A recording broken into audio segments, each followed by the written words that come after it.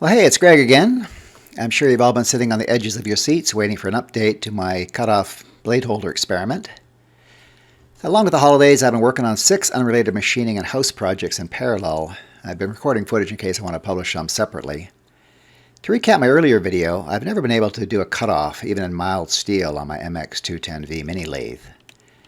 I always get extreme chatter. Often the tool would jam into the workpiece.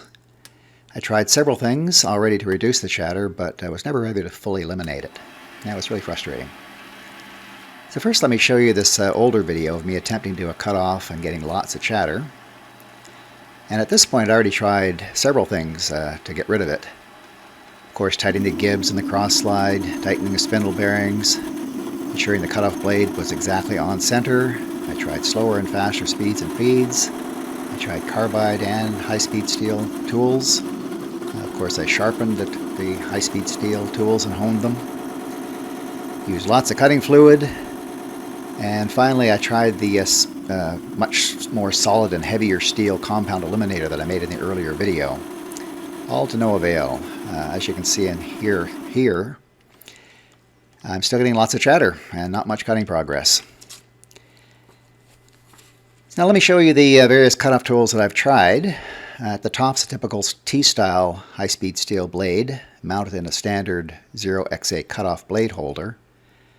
The end of the blade has a 10-degree angle baked into it, and the tool holder angles the blade up at 5 degrees. So this effectively means that the blade has a 5-degree back rake at its cutting edge and another 5 degrees of clearance angle. Now here's another high-speed steel blade, but mounted in a standard 0-degree 0XA tool holder. Here I've ground the tip to provide the 5 degrees of back rake. I also thinned the end of the blade considerably because I was using it to cut a thin groove for a C-clip at the time. It did serve its purpose, but this is the blade that was doing all the chattering in the earlier demo.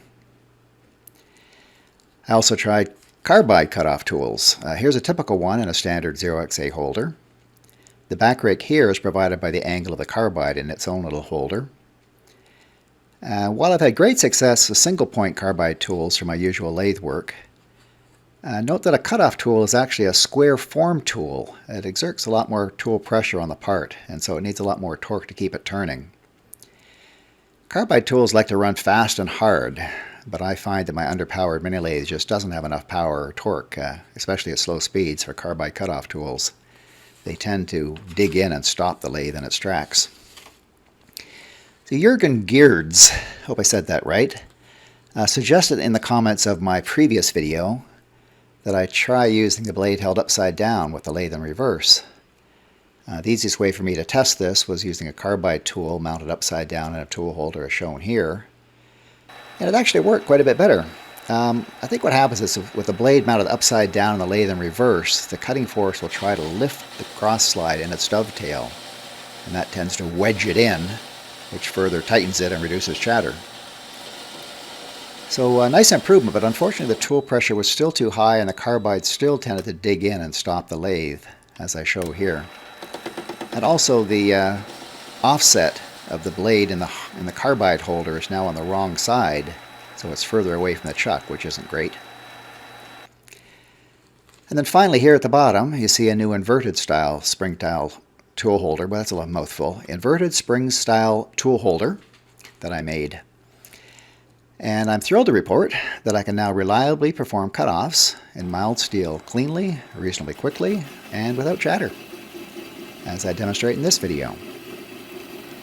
So here I've slowed down my cutting speed to about 200 RPM, but because my lathe is severely underpowered at slow speeds, I actually set the RPM to around 450, and then I adjust as I'm cranking in the cross slide the pressure of the cut to try to maintain between 200 and 300 RPM, a sort of a balancing issue there.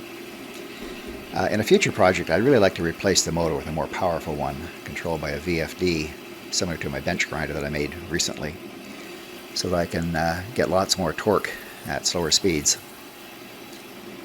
And finally, using a thinner blade. Here I'm using a 3/32 instead of 5/32. And this is my very first cut using it. The thinner blade means a thinner cut, which lowers the tool pressure and the demands on the lathe motor. As you can hear, it's making a chatter-free cut, and it's producing nice chips. The cutoff progressed smoothly and fairly quickly, within the limits of my lathe motor anyway, and I really couldn't be happier with the results. I'll shut up for a minute here so you can hear it.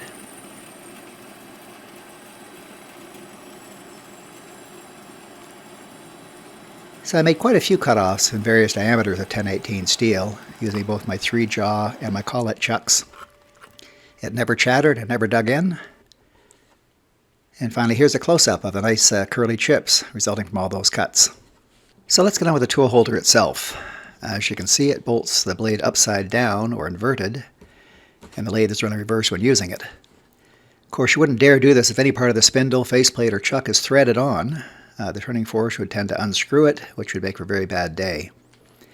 My lathe uses a solid spindle and faceplate and a bolted-on chuck, so it's very safe to run it in reverse like this.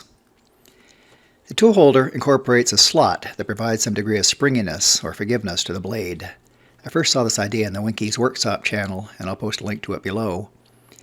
The idea is that if a blade starts to chatter or bind against a workpiece, the slight springiness should allow it to free itself up and resume the work instead of jamming against the work and stopping the rotation. So the machining of this spring-style holder was fairly straightforward, and I won't bore you with the hours of usual cutting and squaring and drilling and tapping detail. Let's let it roll in turbo mode in the background while I talk. Just a few things I want to point out. First of all, it was originally planning to make it all in one piece from a single block of steel, as shown in this simple Fusion 360 design. I thought it would have been pretty cool. This design was actually what I was going to build it normally instead of inverted, but the same idea. I realized it really is so much easier to make it in two pieces, as the Winky's workshop suggests. It means that we can add the 5-degree blade angle during assembly rather than having to tweak the mill vise 5 degrees to cut that angle. Secondly, mine is inverted or upside down, obviously, and this doesn't really change much in the design. The blade needs to be angled down 5 degrees rather than up, and the spring is positioned below the blade for the proper action rather than above it. Rather than welding the two pieces together, as Winky did, I instead used 5 cap screws. Welding would have actually been quite a bit easier, but I think the screws make it more solid and better looking too. And it would also allow me to remake either part if I screwed up somehow. As you see, my base plate has its dovetail and height adjustment integrated into its machining, rather than bolting it onto an existing tool holder as Winky did. I think it makes it more rigid overall. And I used a top-down clamp to hold the blade rather than Winky's washer and screw side clamping mechanism. So mine holds the blade securely while allowing for variations in blade thickness and height. For example, I can hold and clamp a blade anywhere from 1/16 to 5/32 thick. And it can hold and clamp a blade anywhere from a 1/2 inch to 3/4 inch tall. Currently I'm using a 3/32 by 11/16 blade that I'll link below. As you see, I've added text to describe what I'm doing at each machining step, so I don't think I need to add more distracting voiceover. Of course, you can pause or rewind the video anytime something's unclear. So I hope you'll be happy with the musical interlude while I finish its machining in turbo mode. And I'll catch you again in a few minutes.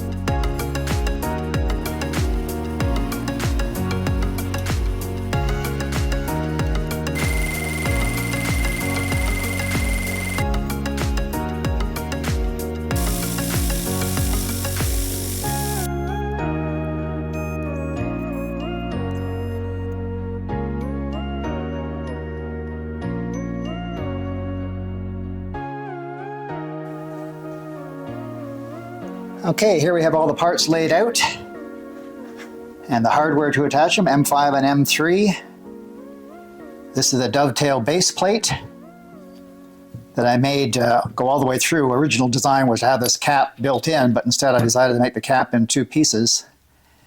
So let me get it on first.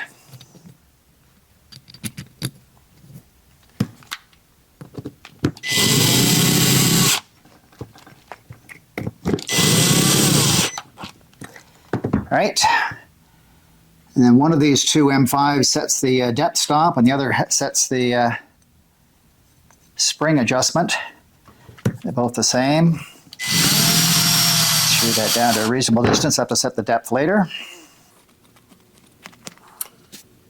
The blade holder part goes on here. Now I made this with a flange here to hold this so it couldn't go sideways. In perfect hindsight, I didn't need that. I could have left that flange off and made this piece wider and it could have ridden directly against the base plate instead of on that flange. Would have been a little easier to make that way. But oh well, it's done and it works well. So here I've got one longer screw in the front. Won't tighten it all the way in yet. And then four shorter ones. And in perfect hindsight here, had I shifted this plate a little bit to the right, I was worried about having the 5-degree angle and having this with the clearance right here for the blade is maximum clearance. So this is overhanging a bit. What I should have done is shift this a bit to the right and taken some meat off the front edge here. And then I could have used long screws in the back here as well. I could have gone into this meat of the dovetail. Instead, I'm into the thinner part of the dovetail. So again, live and learn. But these are, these are all in shear, not in tension. So there's very little force on them. I mean, the force is easily taken in shear. It's not like it's going to break. But again, it could have been better if I just moved that over a bit. Let me get that on there. Should reduce the torque on this a bit. The clutch, rather. Okay, good and tight. Now I can tighten this front one. And there we go. And the second one of these M5s slips in the bottom here. And this is something that Winky suggested on Winky's workshop to limit the amount of springiness it's going to have. You don't want it to, maybe you don't want it to have that much spring, so you can control it with this screw that comes all the way through the center there and sets the depth of that. Okay, so I've got it adjusted so it's only maybe a 1/16 of an inch of depth available there. I should get a little longer screw perhaps. Anyway, that's that. And then the blade holder has this V-groove cut in the bottom of it that's intended to engage the top of the blade, of course. So it goes in with M3s, and unfortunately I don't have a socket that'll fit in this screwdriver that small, so this will have to be by hand.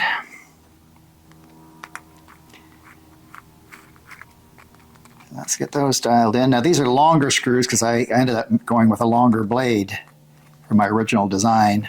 The original was a 1/2 inch, and this is 11/16. So I put some longer screws in there. Oops, I just have to back them off a bit. But of course, if you put a shorter blade in there, you'd put shorter screws in as well.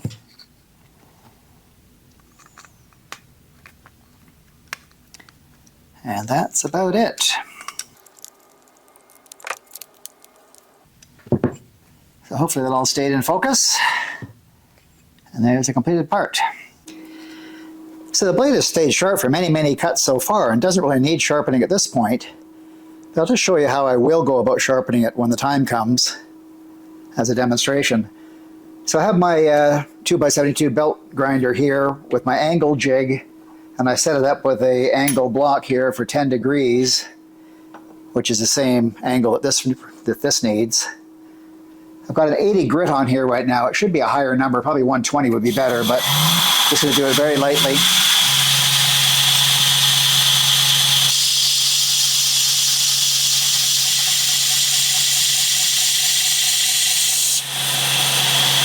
And that's it. We have a nice sharp tip on there again. And then to remove any burrs, I have this India stone. Just give it a light little touch up on the edge there.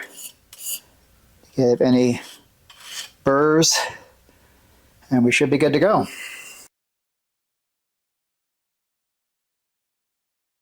So I showed at the beginning of this video cutting some 1018 mild steel. I guess I could demonstrate cutting other materials as well, starting off with something the softest possible, which is some brass here.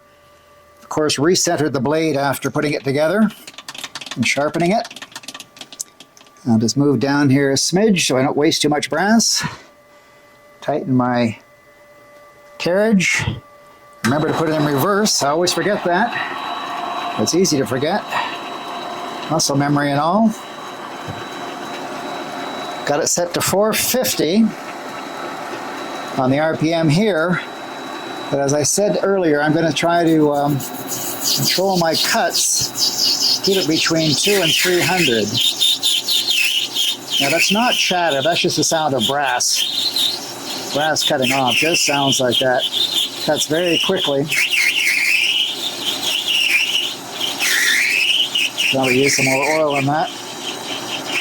Next little project here, I've got it on order. I've got a mister on my mill. I'm going to put a mister over here too, because I can keep this thing lubricated while I do cutoffs. Oh, that was a bit of chatter there, honestly. There we go, right at the center. And a nice clean cut. Now this is 6061 aluminum. See how it goes.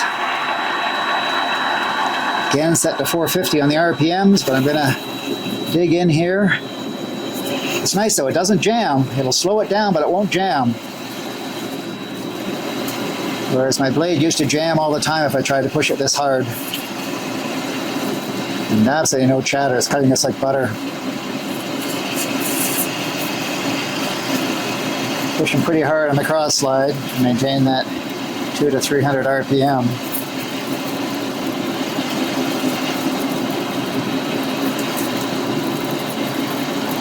Beautiful.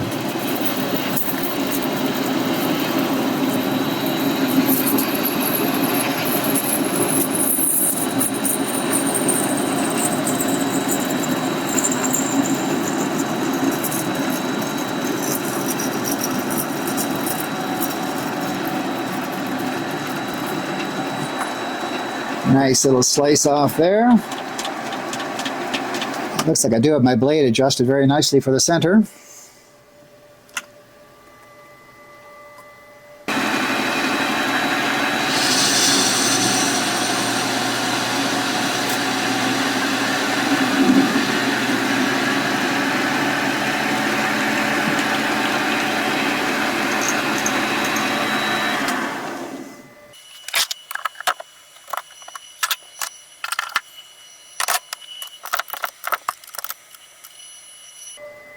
Okay, this is 1018 again. I showed this at the beginning of the video. Just want to do it again just so you know it wasn't a fluke.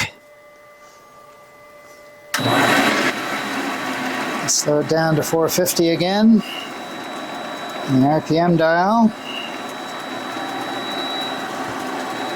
And then with the cross slide, we'll try to slow it down to about 200 during the cut. 200 to 300.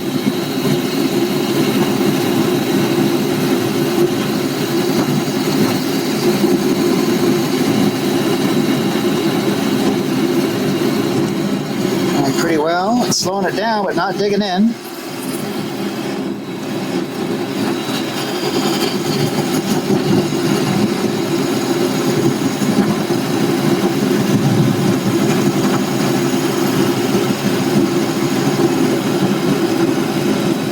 No chatter. Now as I get towards the center, I do let it pick up speed a little bit. Just keep the surface speed up.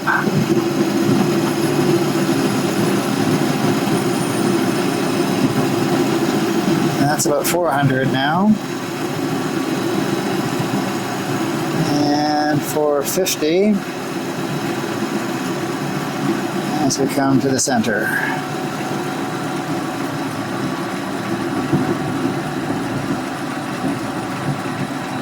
That's just rumble from it being ready to fall off. And another beautiful cut.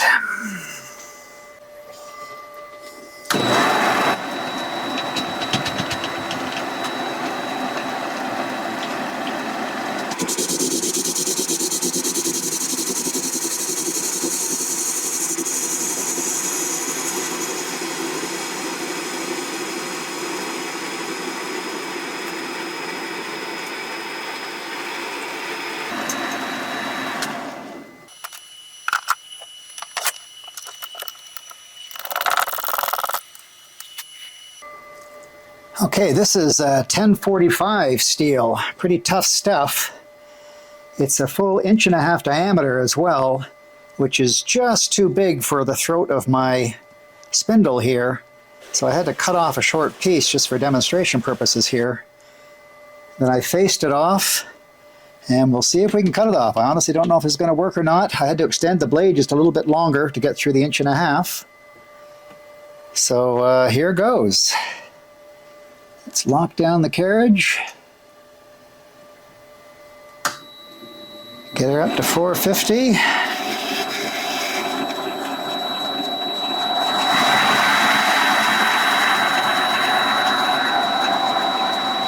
There. And now let's see if I can slow it down between 2 and 3 again. Oh, going forward. Ah, as I say, I forget that. Let's go reverse.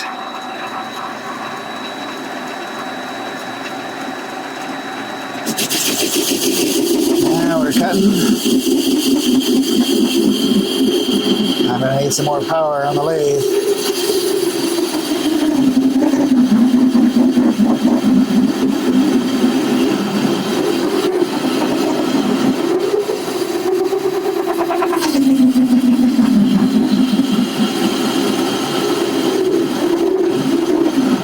It chatters at higher speeds, but if I keep it slow enough, it doesn't chatter.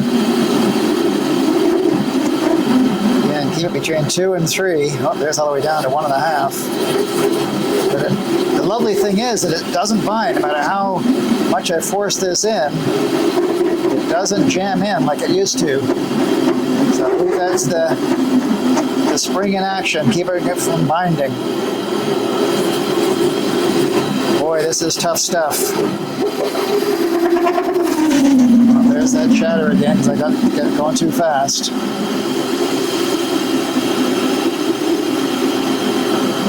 I need 3 hands here so I can put oil on. Again, what I really want is to put a mister on here so I can have both hands free to turn my cross slide. It really takes 2 hands to do it on this little lathe.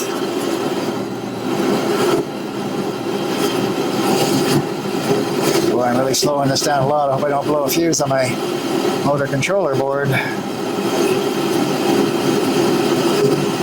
The triax.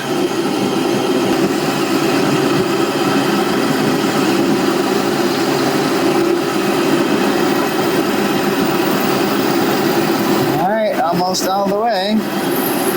Picking up speed here now intentionally. And get towards the center.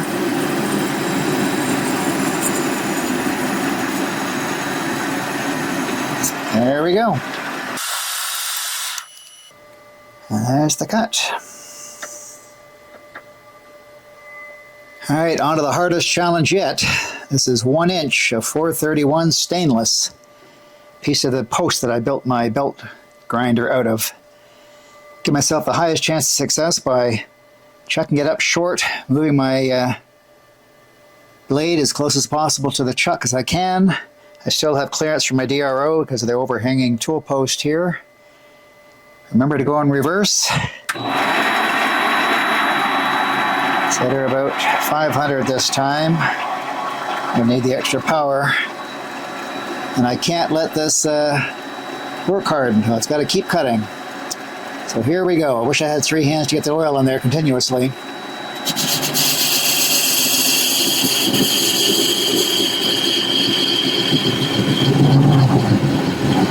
I definitely need more power in this little lathe. But it's cutting. It's getting through there. Come on now.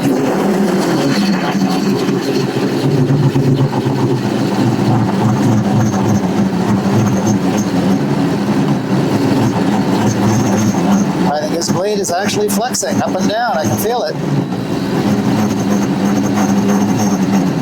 It's struggling to get through there.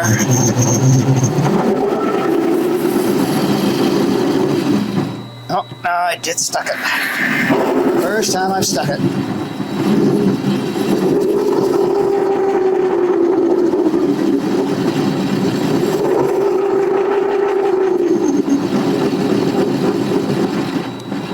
Key is going slow. I just need some more torque out of this lathe at slow speeds. It just does not have enough.